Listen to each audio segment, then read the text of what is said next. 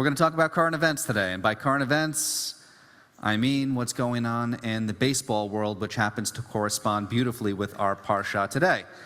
And that is, in the baseball world, the Dayan in Hebrew means the judge, but we're not talking about that judge. We're talking about Aaron Judge today, chasing a baseball record, or at least a New York Yankees record, that is most home runs in a single season by a Yankees player.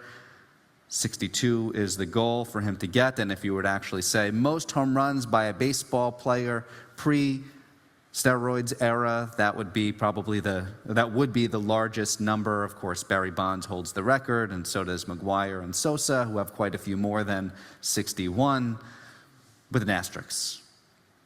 Another record, though, which is not as prestigious or talked about, is the thing that Aaron Judge is leading the leagues in right now, in addition to home runs. And that is, if you've been watching the games, you know this happens all the time, walks. What's the name of our parsha this week? Vayelech. And he walked. If you watched the game last night, everyone's waiting in anticipation for Judge to hit it out of the park. In the sixth inning, full count, Vayelech, he walked. In the eighth inning, also starts taking some balls, and then they intentionally walked him. In the eighth inning again, Vayelech, and he's still stuck at 61, hoping to get to 62 in the upcoming, I think he's got 6 games left to get there. Here's the interesting thing, right? We're looking for not walks, because walking is good, but even better is a home run. How do you say the word home run in Hebrew? If you go to modern Israel, by the way, there's not really too many baseball teams in Israel, though there was for a short stint the IBL, the Israeli Baseball League. I actually went to one of the games, the Modi'in Miracles versus the Beit Shemesh Blue Sox. It was in Modi'in. I caught a ball. How do you say home run in Hebrew? Yeah, that's right. It's home run. It's nothing all that fantastic. As one of my friends used to say, one of my Israelis, she would say, Ivrit hi safa razah. It's a thin language. We don't have a lot of words for things, so we borrow them from other languages.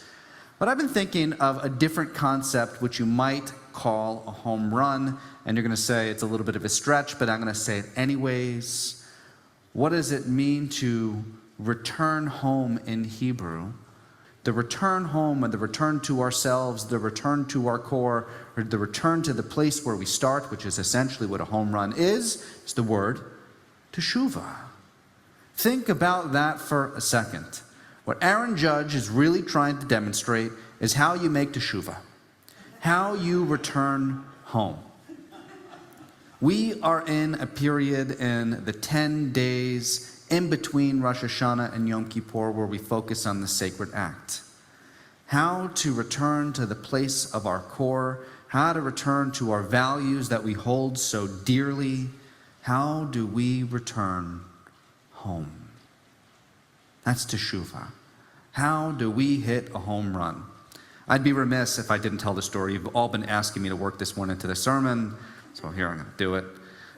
There was a specific thing that happened this summer where I happened to have had a very big home run myself. You might call it an act of Teshuvah.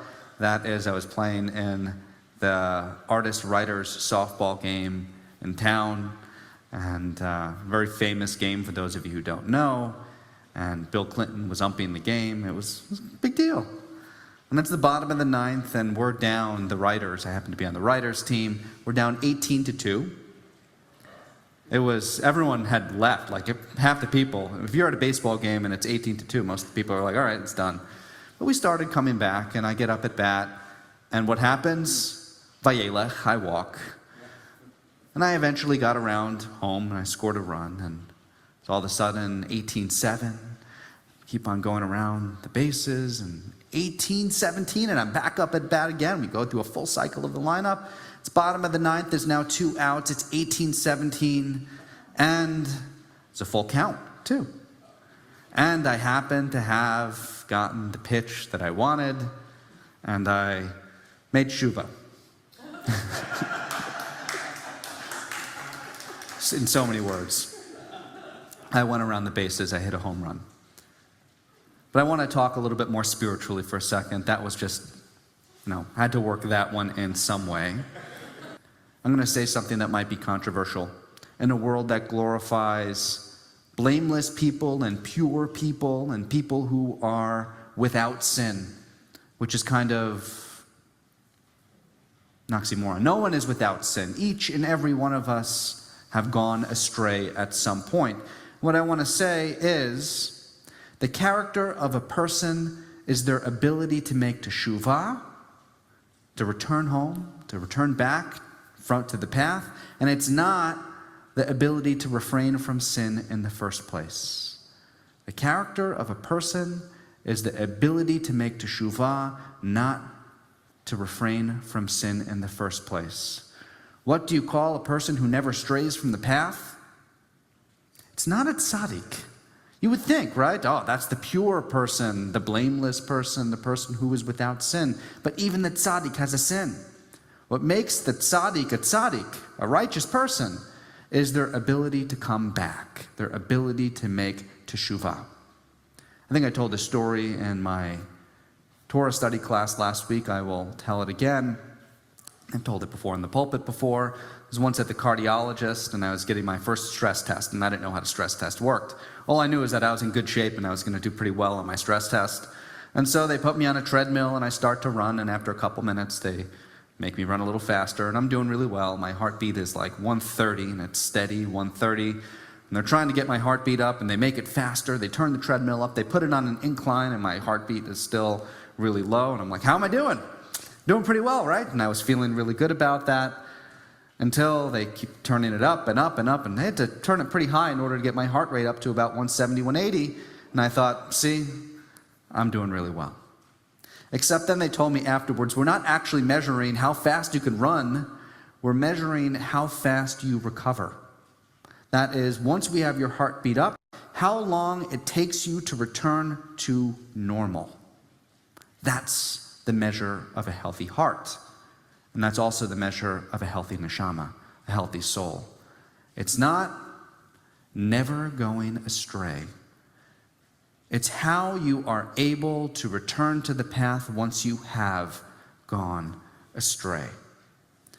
Vayelech Moshe. Moses walks. He walks, but he never actually returns home, because he never returns to the promised land, or never gets to the promised land in the first place. He never gets to the place that we call Artsenu, our land, our home. There are 6 more games left in the regular season for Judge, but 4 days only left for us until we reach Kol Nidre, until we are able to find ourselves and make our teshuvah.